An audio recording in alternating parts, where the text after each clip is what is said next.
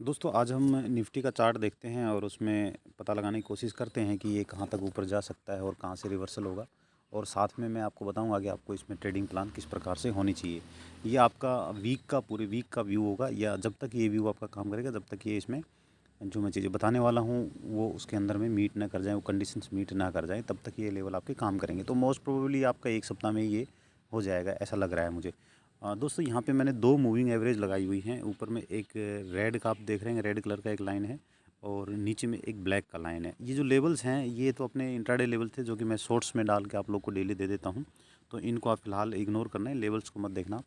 मैं आपको सिर्फ यहाँ मूविंग एवरेज के हिसाब से दिखाऊंगा और इन लेवल्स को भी कैसे हम प्लॉट करते हैं और क्या क्यों वहाँ पे निफ्टी आके रुक सकती है, ये हम यहाँ पे जानने की कोशिश करेंगे, या ये कहाँ से रिवर्सल इसमें होगा। तो फिलहाल आप देखेंगे जो ये कैंडल जो बनी है इसमें वनडे की है, वनडे का मैंने चार्ट लगा रखा है यहाँ पे। तो ये जो कैंडल बनी है इसमें आप देख रहे हैं यहाँ पे पूरी ग्रीन कैंडल है ये ऊपर तक। तो इसमें ऐसा लगता है हमें कि निफ्टी ऊपर जाने के लिए तैयार है, लेकिन इसने अपना एक रेजिस्टेंस बनाया है यहाँ पे। ये इंट्राडे में एक रेजिस्टेंस बनाया था और इसको हम जानने की कोशिश करते हैं कि पीछे भी क्या रेजिस्टेंस था यहाँ पे। तो यहाँ पे आप देखेंगे पीछे में कोई ये वाला कोई बड़ा रेजिस्टेंस नहीं था, बट इंट्राडे का एक नया रेजिस्टेंस इसने यहाँ पे बनाया है। तो अब यहाँ पे हमें क्या सोचना चाहिए, हमारी प्लानिंग कैसे होगी, ऊपर में यदि ये निकलता है तो कहाँ तक जाएगा। इसको देख के लग रहा है ये ऊपर की ओर जाएगा। यदि ये रिवर्सल लेता है दोस्तों, यहाँ से रिवर्सल लेता है तो आप ट्रेड यहाँ मत लीजिएगा। क्यों? क्योंकि अब आपका जो 20 SMA का लाइन जो ब्लैक लाइन है वो आपका भी यहाँ सपोर्ट का काम कर रहा है, और आपका रेड लाइन जो 50 SMA का जो मैंने लाइन यहाँ पे ड्रॉ किया है, इंडिकेटर लगाया है, मूविंग एवरेज लगाई है मैंने, तो वो जो है आपका यहाँ पे रेजिस्टेंस का अब ये काम करेगा। तो आपकी प्लानिंग बीच में मत कीजिएगा। बीच में आप यहाँ पे कुछ भी करते हैं तो फिर आप उसमें फंस सकते हैं। यहाँ पे वेरी क्लियर नहीं हो पाएगा। जो थोड़े से पुराने बंदे हैं, जो ऑप्शन के बारे में ज़्यादा नॉलेज रखते हैं, वो तो यहाँ पे ट्रेड कर सकते हैं। वो अपना दिमाग लगा करके अपने हिसाब से अपने जो प्लान है उनका उस हिसाब से काम कर सकते हैं। मैंने एक चीज़ और दोस्तों आपको यहाँ पे बताई थी कि आपको यहाँ पे देखिए ये जो था 20 SMA, मैंने अपने टेलीग्राम पे कितनी बार ये मैसेज दिया था। मैं क्या क्या था कि ये जो लाइन है ये थोड़ा बहुत अप डाउन होती रहती थी, तो मैं वहाँ पे भी चेंज करता रहता था कि 17,176 से ऊपर दो क्लोज दे दे डेली बेसिस पे तो आप बुलिश हो जाना। यदि उसके नीचे में आप बिल्कुल बेरियस रहना।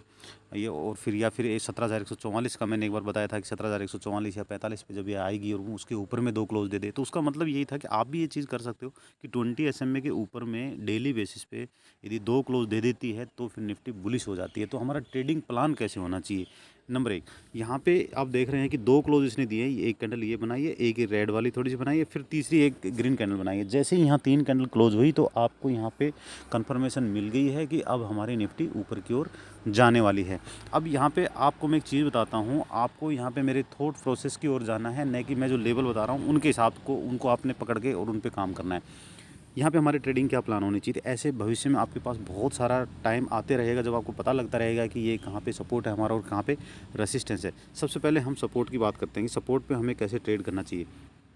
यहाँ पे जैसे क्लोजिंग दिया है इसने, हमारा कंफर्मेशन मिल गया कि अब निफ्टी ऊपर की ओर जाने वाली है। तो आपने क्या करना है दोस्तों, यहाँ पे फ्यूचर बाई कर सकते हैं आप निफ्टी का। जी हाँ, निफ्टी का आप फ्यूचर बाई कर लीजिएगा और एक कोई भी पुट बाई कर लेना है। 100 रुपये की, 150 रुपये की, या 200 रुपये तक की एक पुट आप वीकली बाई कर सकते हैं। वीकली आपको 100 रुपये की भी आप बाई कर लेंगे तो आप एक सप्ताह के लिए आपका जो है ट्रेड सेफ हो जाएगा। पुट साइड में आपको लिमिटेड लॉस वहाँ पे लगेगा। अब वो लॉस कैसे लिमिटेड होगा उसके कैलकुलेशन शायद आपको आती होगी, मैं यहाँ कैलकुलेशन पे नहीं जाऊँगा।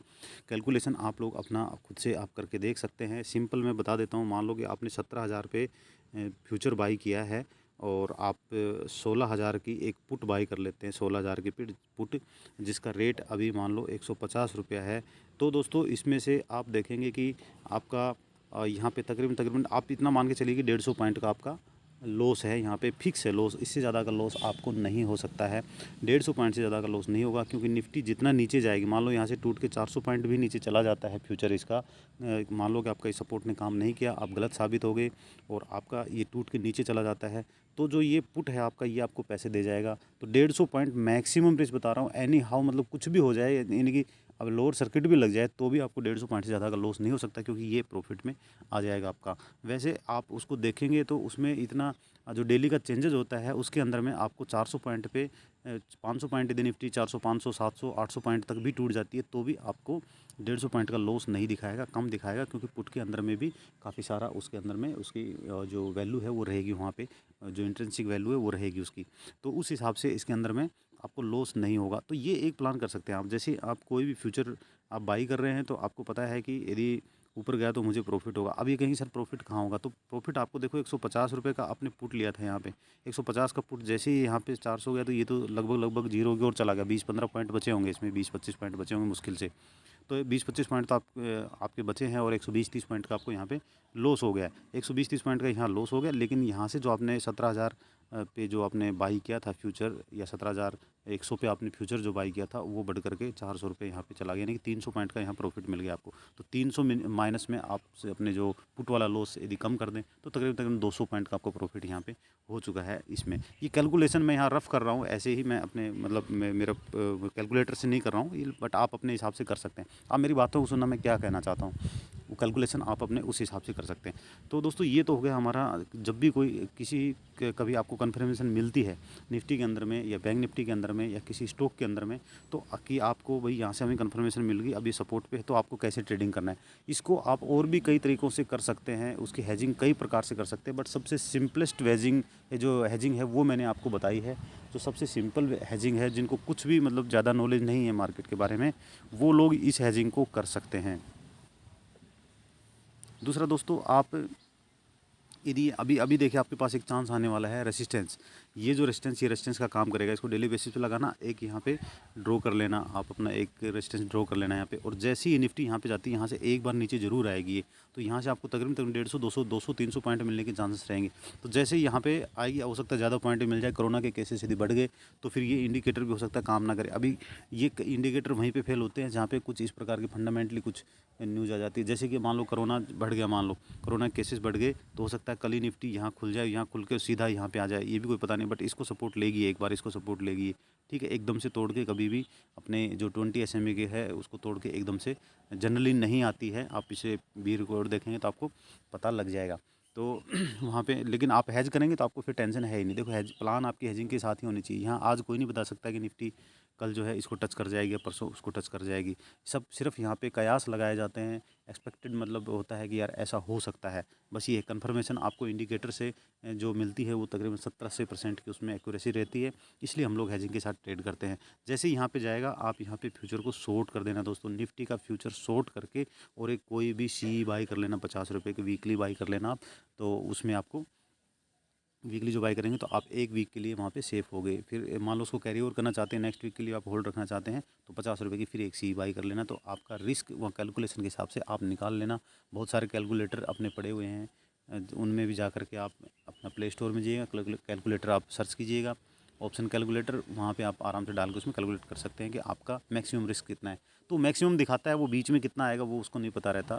तो मैक्सिमम जो दिखा दिया समझ लेना, उससे कम मिलेगा बीच में जब भी आपको। जैसे कि मान लो कि हमने 50 रुपये का ख़रीदा था, वो 50 रुपये का जो है घट करके मान लो 20 रुपये रह गया, तो ये कितना नीचे आया, तब वो 20 रुपये हुआ। तो आपने शॉर्ट कर रखा है ये बीच में, यहाँ भी पॉइंट मिल गए, शॉर्ट कर रखा है, वहाँ भी पॉइंट मिल गए, 200 पॉइंट मान लो यहाँ से टूट जाता है, तो सीधे सीधे आपके अकाउंट में 150 रुपये, तो 150 पॉइंट तो आ ही गए, वो तो कन्फर्म ही है। उससे ज़्यादा ही पॉइंट आपके पास में आएंगे दोस्तों। कई बार और भी ज़्यादा आ जाते हैं, मान लो ज़्यादा टूट जाता है तो ज़्यादा भी आते हैं। मान लो 500 पॉइंट टूट गया तो ऊपर तो 50 का लॉस हुआ, और 50 वाला जीरो हो जाएगा, नीचे में आपको 405 पॉइंट मिल गए, ये होता है। तो जैसे ही इस रेजिस्टेंस के पास आएगा, आप ये चीज़ अपना पेपर पे करके देख लेना, पैसा लगाने तो पैसा लगा कर लेना, हेजिंग के साथ ही करना है। आप बिल्कुल भी ये मत करना कि नहीं सर ने बोला है कि यहाँ पे ये रेजिस्टेंस है और ये टूट के यहाँ नीचे आएगा, तो मैं क्यों ना नेकेड बाई कर लेता हूँ, सिंगल बाई कर लेता हूँ, सिर्फ फ्यूचर बाई कर लेता हूँ। फंस जाओगे दोस्तों, बता रहा हूँ बुरी ताल से। फ्यूचर तो बिल्कुल रुला के रख देगा आपको। फ्यूचर और ऑप्शन की ट्रेडिंग ऐसी ही होती है, जब तक आपको नॉलेज नहीं है, इसमें इतने पैसे हैं कि आप पैसे संभाल नहीं पाओगे। यदि आपने सही से इसका ज्ञान हासिल कर लिया तो आपके अपने, और ज्ञान कहाँ से आएगा, आपके अपने एक्सपीरियंस से आएगा। जब आपके लॉसेस होंगे तब आप उसको ढूंढने के लिए जाओगे कि मेरा लॉस कहाँ हुआ था, क्यों हुआ था। वो सब चीज़ें कैलकुलेशन फ्यूचर इसकी ऑप्शंस की आपको आनी चाहिए, फ्यूचर को कैसे हेज करते हैं वो आपको आना चाहिए, तभी ये चीज़ें आप करना है। बट मैं आपको सिंपल बता रहा हूँ, आप फ्यूचर शॉर्ट कीजिए और एक सी कोई भी बाई कर लीजिएगा। इनकेस यहाँ से इस रेजिस्टेंस को तोड़ करके मान लो एक दिन इसके ऊपर में क्लोज दिया, फिर 2 दिन क्लोज दे दिया, तो इसमें भी सेम काम करेगा। वो चीज़ ध्यान रखना आप, जैसे इसके ऊपर में 2 क्लोज दे देगा निफ्टी, तो फिर वो ऊपर चला जाएगा, बहुत ऊपर जाएगा, तो वहाँ पे आपको लॉस नहीं होगा। आपका मैक्सिमम जो लॉस आपने फिक्स किया था उससे ज़्यादा लॉस नहीं हो सकता है, चाहे इसमें अपर सर्किट लोअर सर्किट कुछ भी लग जाए। तो मैंने दोनों तरह से आपको बता दिया है कि जब सपोर्ट पे आता है तो आप कैसे ट्रेड कर सकते हैं, और फ्यूचर में इस तरह से आता है तो आप कैसे ट्रेड कर सकते हैं। उसके अलावा आप और भी रेजिस्टेंस में जब आता है तो कैसे ट्रेड कर सकते हैं। उसके अलावा आप और भी कई सारे प्रकार से हेज कर सकते हैं। जैसे कि मान लो ये यहाँ पे जाएगा, यहाँ पे जाते आपने क्या करना है 17,500, तो 17,500 आपने 17,500 का एक सी बाई कर लेना है। सी इसके थोड़ा और अंदर में चला जाना, आप 17,600 पे चला जाना। 17,600 का एक कॉल बाई कर लेना मंथली का, 17,600 की सॉरी 17,400 की पुट, सॉरी यहाँ पे क्योंकि रेजिस्टेंस पे तो हम एक्सपेक्ट करेंगे कि मार्केट नीचे की ओर जाएगी, और नीचे की ओर मार्केट जाएगी तो हमें पुट बाई करना होगा, तभी हमें प्रॉफिट यहाँ पे होगा। तो आप क्या करेंगे 17,500 पे मान लो ये टच करता है तो आपने 17,400 का एक पुट बाई कर लेना है। 17,400 या इससे और डीप चले जाना, आप 17,300 भी बाई कर सकते हैं। मंथली का बाई कर लेना दोस्तों, मंथली का ये बाई कर लेना, और वीकली का एक 50 रुपये वाला कोई भी एक शॉर्ट कर देना पुट। यहाँ पे आपको पैसे मिलेंगे अच्छे खासे। यदि ये नीचे आता है तो दोनों में प्रॉफिट आ सकता है, आपको इसमें भी आ सकता है और उसमें भी आ सकता है।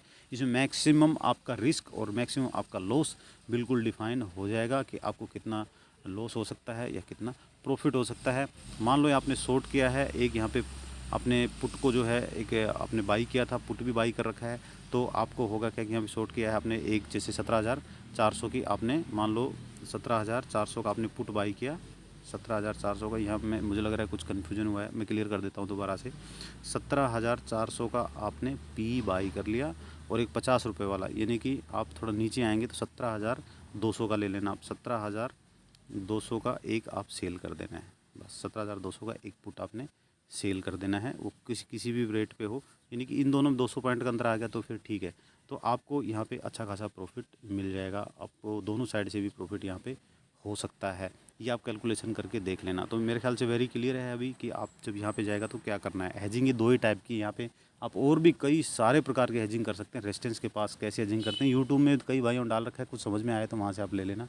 किसी को नहीं समझ में आए, कुछ ऐसा लगे क्वेश्चन हो मेरे समझाने में कोई मिस्टेक हो गई हो, तो आप कमेंट सेक्शन में लिख करके मेरे से पूछ लेना कि सर ये चीज़ आपने क्या बताई, ये हमें समझ में नहीं आई, या आपकी ये चीज़ बताई हुई यहाँ काम नहीं कर रही है, या ये बेकार आपने फालतू का टाइम वेस्ट किया हमारा भी और खुद का भी। ऐसा भी हो सकता है दोस्तों। यदि ऐसा लगता है तो उसमें ज़रूर मुझे बताना, लेकिन कि इसमें ये कमी रहेगी, आपने ऐसे इसको बताना चाहिए था, यदि आपको ऐसा लगता है तो। अदरवाइज़ आप जो है इस हिसाब से पेपर पर ट्रेड करके देखना, आपको अच्छा खासा प्रॉफिट हो जाएगा। थैंक यू, आज के लिए इतना ही।